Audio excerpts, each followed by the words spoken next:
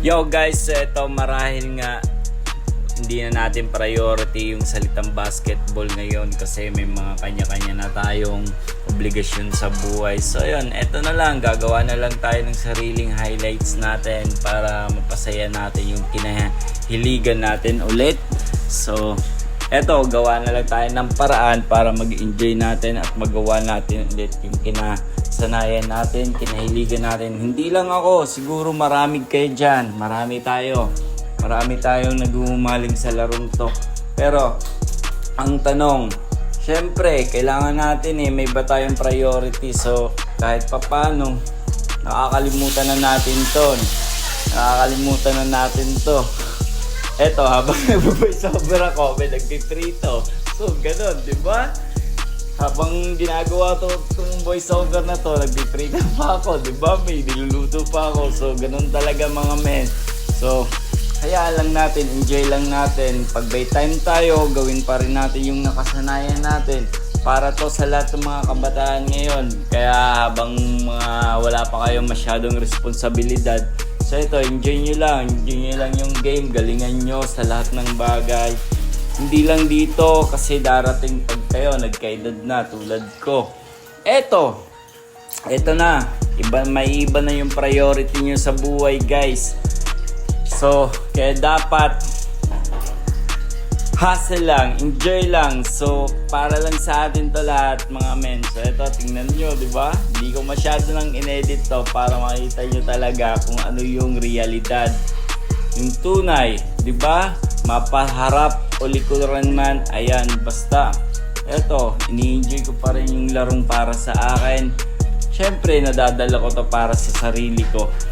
Kasi at the end of the day naman may matututunan tayo sa laro ng buhay natin, sa laro ng kinahihiligan natin. Ayun yung aral na matutunan natin. Magkakaroon tayo ng maraming kaibigan.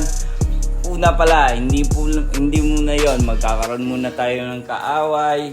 Kasi syempre basketball, physical game yan hindi maiiwasan yung magkabanggaan kayo, magkabalyahan kayo. Pero pagkatapos ng game, dapat meron ka, magkakaroon ka dyan ng kaibigan mga men. So ayun, parang ayun na yung pinaka-trophy natin, yung magkaroon tayo ng kaibigan natin. Ayun na yung pinaka-championship natin, yung marami tayong nakikilala dahil sa larong basketball na to. Kaya ako, kahit eto, laos na tayo, kahit hindi pa tayo sumisikat, ini-enjoy ko pa rin yung larong basketball na to. Tingnan nyo naman, wala na nga tayo ngayon sa court Dito na tayo ngayon kung saan meron lang. Ayan Siyempre, passion ko to kinahiligan ko simula nung bata ko hanggang ngayon. So ito, tinatry ko pa rin kahit papano. Yan, ini-enjoy ko pa rin. Ganun talaga mga men. Di man nga ako naging successful sa larong to, pero at least marami ako natutunan sa paglalaro ko ng basketball. Marami ako naging kaibigan. Kaaway, wala Wala na ngayon yun. Hindi na uso yun. Ang uso ngayon, pagkakaibigan na. So yan, para tumagal tayo sa mundong to, makasama tayo sa lahat ng bagay mga men. Eto, di ba?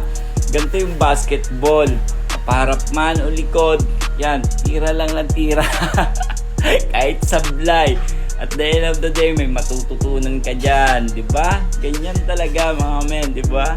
Napakasaya nito ng laro na to.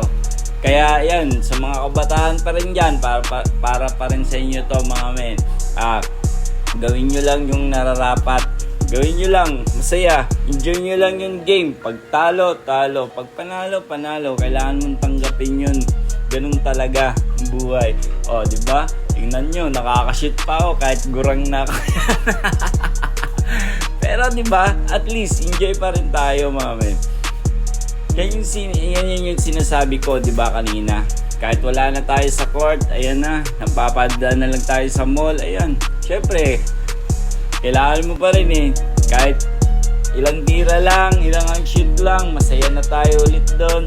Kasi hindi na to yung ano natin hindi na to yung prioridad natin ngayon. Inulit ka na naman. So, ganun talaga. Pagod na ako mag voice over. Sa mga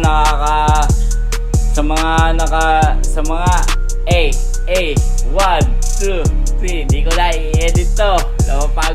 boses ko. Sa mga nagustuhan to mga men, ayan, share nyo lang to. Para to sa lahat ng mga ballers dito sa Pilipinas, saan man sulok ng mundo. Eto, para sa inyo lahat to. Ganun talaga. Manalo man talo, hilig natin yung basketball, magkakaroon tayo ng kaibigan dyan. Alright.